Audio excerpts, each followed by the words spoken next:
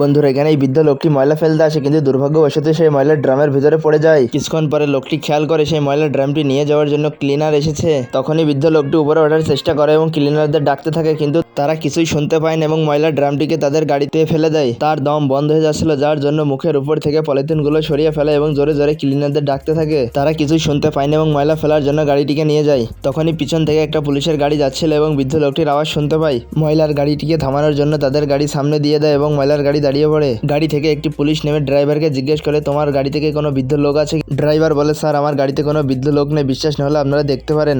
তখনই সেই বৃদ্ধটি আবার ক্লিনারদের ডাকতে থাকে। বৃদ্ধের আওয়াজ একটি মহিলা পুলিশ শুনতে পায় এবং তার গাড়িটিকে দেখার জন্য উপরে ওঠে।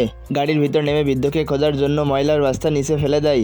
এক পর্যায়ে বৃদ্ধকে সেই পুলিশরা পেয়ে যায় এবং তাকে প্রাথমিক চিকিৎসা দিয়ে হসপিটালে নিয়ে যায়। এই সুন্দর পুলিশদের জন্য এই বৃদ্ধ লোকটি প্রাণে বেঁচে যায়। আর তুমি যদি পুলিশদের মন থেকে ভালোবেসে থাকো, তাহলে ভিডিওটি একটা লাইক এবং চ্যানেলটা সাবস্ক্রাইব করে নাও।